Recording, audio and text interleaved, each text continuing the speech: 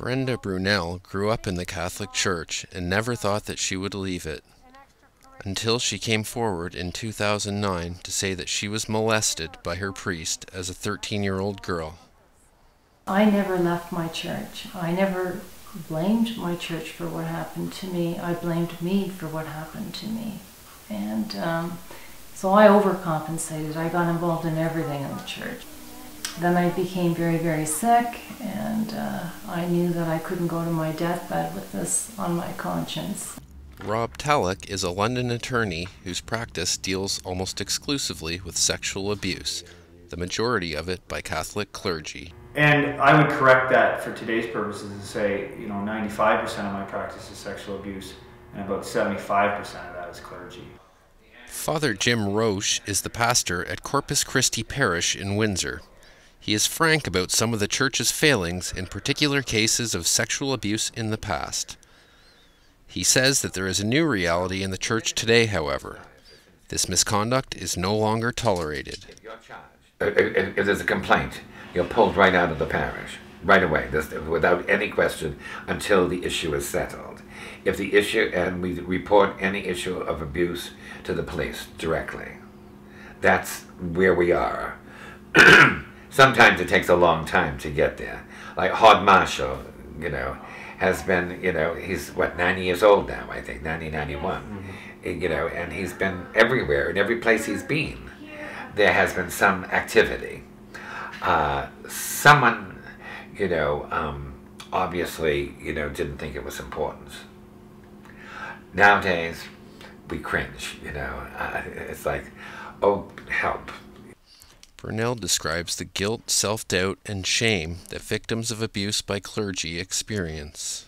Yeah, so if we're looking at our priest as someone much like God, we certainly wouldn't expect him to harm a child. And so when a priest sexually abuses a child, the child then takes on that responsibility as something they did that's wrong, and we just know that we're going to hell. We did something to cause that priest to fall from grace. Brunel says that the abuse itself did not upset her nearly as much as the reaction of the church when she came forward.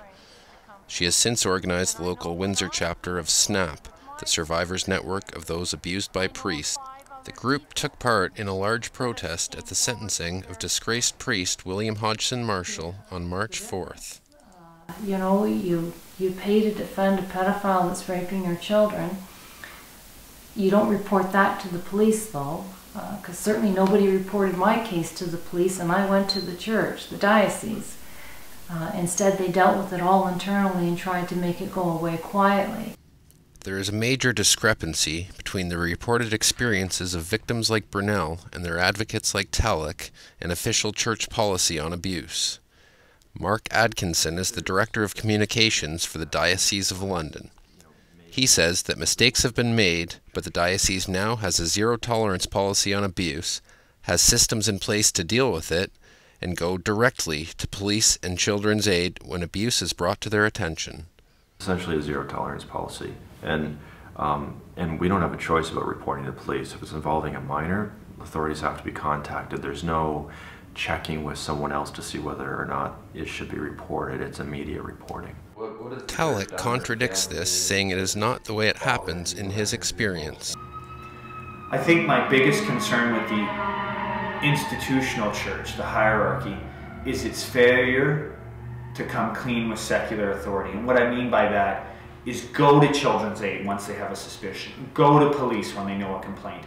They come up with a dozen different reasons why they don't do that. And I can tell you, in 10 years, I have not had a single case where it's the diocese that marches down to the police station and makes the report. That never happens. The newly ordained Pope Francis I has brought much hope for needed change within the Catholic Church. In his first major decision, he set up an advisory board of cardinals from around the world to help him govern the Catholic Church and reform its troubled central administration. He has also directed the Vatican to act decisively on sexual abuse and punish pedophile priests because the Roman Catholic Church's credibility is on the line. While the Church seems to be showing a need and willingness to change, Critics like Talek remain skeptical. So, you know, you're either with the abusers or you're with the victims. You really, in this circumstance, can't be with both.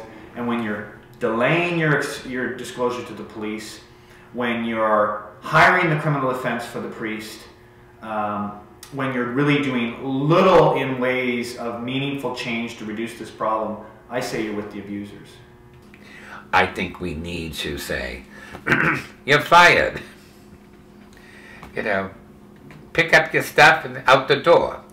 I don't know whether we'll ever be there. This is exactly the response that victims and their supporters have been advocating and that regular Catholics want from their church. The Church's sacraments and teachings give hope and light to millions around the world. Only time will truly tell if new policies and leadership will provide meaningful resolution to the scandal of sexual abuse.